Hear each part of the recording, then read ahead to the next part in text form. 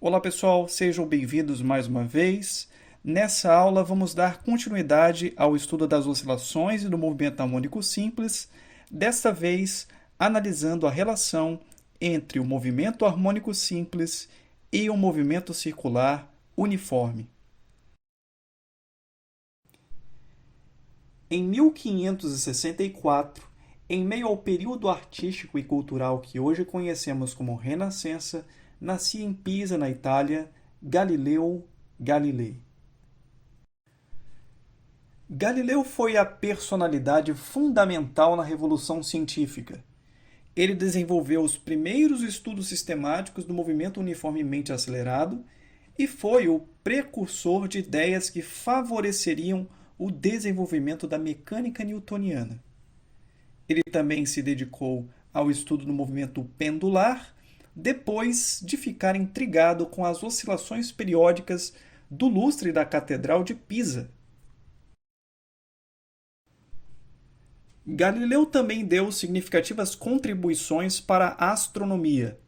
Ele aprimorou o telescópio refrator e com ele descobriu, dentre outras coisas, as manchas solares, as montanhas da Lua, as fases de Vênus e 4 dos satélites de Júpiter. Em carta datada de agosto de 1609, Galileu apresenta ao Doge de Veneza um telescópio como instrumento de observação militar. Na folha do mesmo manuscrito, abaixo, são exibidos vários diagramas que representam as suas observações do planeta Júpiter e seus satélites, descobertos por ele naquela época. Descrição detalhada dessas descobertas são publicadas em 1610 em um escrito de 24 páginas, cujo título em latim é Sidereus Nuntius, que numa tradução livre para o português seria O Mensageiro das Estrelas. Na obra, Galileu registra 64 diagramas como este, que representam em diferentes dias do ano a disposição de Júpiter e 4 dos seus satélites, Io, Calisto, Ganimedes e Europa. Essa aí é a configuração correspondente ao dia 13 de janeiro de 1610. Note que as observações revelam os satélites praticamente alinhados com o planeta. Na mesma obra, Galileu registra a separação angular entre essas luas e Júpiter, conforme medições cuidadosas realizadas em vários dias entre 7 de janeiro e 2 de março de 1610. A essa altura você pode estar pensando: por que essa ênfase toda nas observações de Galileu? O que a astronomia tem a ver com o movimento harmônico simples? Em artigo publicado na Revista Brasileira de Ensino de Física, Cusinati e colaboradores, a partir de dados coletados do próprio trabalho de Galileu, traçaram o gráfico da separação angular em minutos de arco entre Júpiter e seu satélite Calisto em função do tempo em dias. Eu convido a você a olhar com atenção para esses pontos experimentais coletados por Galileu. Você enxerga neles algum padrão? Parece que foram jogados aí ao acaso, não é verdade? Mas olhe novamente. E agora, você reconhece essa figura? Sim, os pontos se ajustam muito bem a uma curva do tipo senoidal, sugerindo que o movimento de Calisto em relação a Júpiter é um movimento harmônico simples. Agora você pode estar intrigado. Como assim movimento harmônico simples? Por acaso existe alguma mola invisível gigante prendendo Calisto a Júpiter e provocando esse movimento? Certamente que não. Mas é justamente esse mistério que pretendemos desvendar nesta aula. Se você quiser pausar o vídeo e pensar um pouco, pode fazê-lo agora, porque a resposta vem logo em seguida. Convido você a analisar comigo a seguinte animação. Você vê aí uma esfera executando um movimento circular uniforme, ou seja, com velocidade constante. Agora observe que verticalmente a esfera acompanha o movimento do sistema massa-mola ao lado. que é um movimento harmônico. Então, quando giramos o plano de rotação da esfera,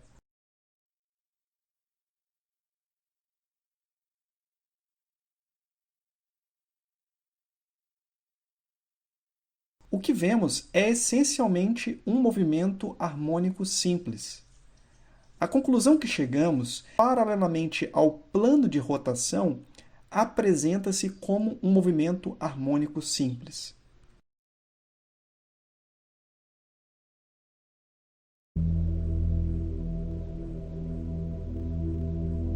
Agora você consegue entender por que nas representações de Galileu as luas apareciam alinhadas com o planeta? E por que as posições sucessivas de Calisto aparentavam um MHS?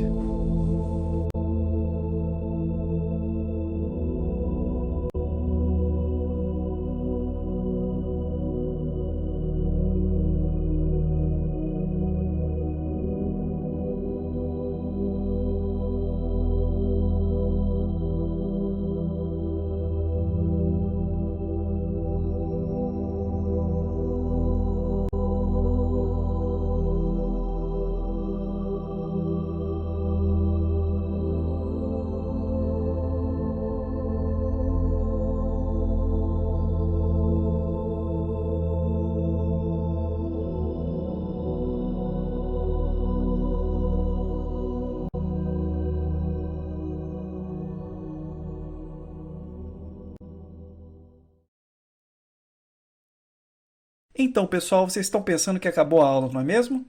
Na verdade, ela só está começando. Nós vamos analisar agora, matematicamente, a relação entre os dois movimentos, o MHS e o MCU, movimento circular uniforme.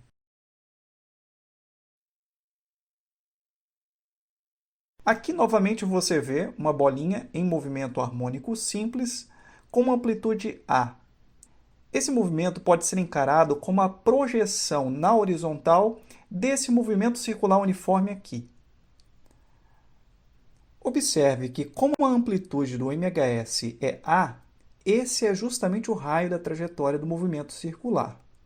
Agora, eu vou parar esse movimento por um instante e vamos tentar descrever a posição instantânea da bolinha que está em MHS em função do movimento circular uniforme da outra bolinha. Bom, se você não entendeu ainda o que a gente pretende fazer, você vai entender agora.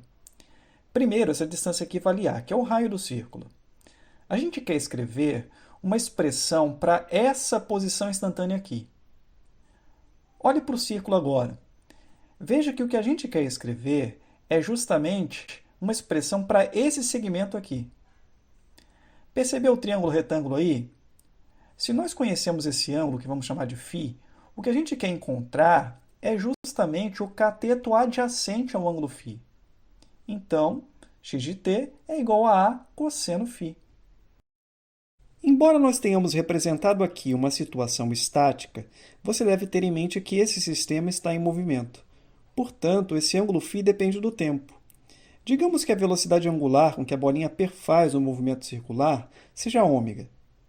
Para escrevermos φ em função do tempo, nós precisamos primeiramente saber onde estava a bolinha quando eu comecei a cronometrar o tempo. Digamos que quando eu disparei o cronômetro no instante t igual a zero, ela estivesse passando por essa posição. Nesse caso, em instante t posterior, a bolinha já terá percorrido um ângulo igual a ômega, a velocidade, vezes t, o tempo. E nós poderíamos escrever, portanto, φ como ômega vezes t. Mas no caso mais geral, quando eu disparei o cronômetro, a bolinha poderia estar em qualquer posição. Por exemplo, nessa aqui, correspondente a um ângulo φ0, digamos. Então, no instante t posterior, o ângulo onde ela se encontra será o ângulo inicial mais o que ela percorreu, ômega vezes t. Portanto, φ é igual a ômega vezes t, mais φ0. Substituindo esse resultado na expressão anterior, nós obtemos x de t igual a A cosseno de ômega t mais φ0, que é a função horária da posição para um movimento harmônico simples.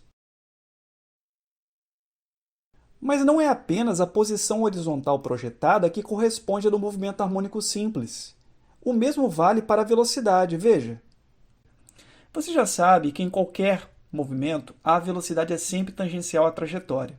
Portanto, nesse ponto, a velocidade da bolinha em movimento circular tem essa orientação. E tem uma intensidade que nós vamos chamar de Vm. Em um movimento circular uniforme, a velocidade tangencial é o produto da velocidade angular pelo raio da trajetória, uma relação que você já conhece. Portanto, Vm é igual a ômega vezes A. Vamos guardar aqui essa relação. O vetor velocidade pode ser decomposto em uma componente vertical e uma horizontal. Aliás, é a componente horizontal que procuramos, porque a projeção do vetor velocidade no plano horizontal é justamente a velocidade do mhs nesse instante. Portanto, observe esse triângulo retângulo aqui. Você pode verificar que o ângulo superior mede exatamente φ. Então, o que nós procuramos é justamente o cateto oposto ao ângulo φ. Se v de t é o cateto oposto, então v de t é igual a Vm seno de φ. Mas observe que essa componente da velocidade aponta para a esquerda. Portanto, você não pode esquecer de adicionar o sinal negativo a essa expressão. Já vimos que φ pode ser escrito como ômega-t mais φ0. Então, se substituirmos esse resultado aí, encontramos que v de t é igual a menos Vm seno de ômega-t mais φ0, que é a função horária da velocidade de um mhs.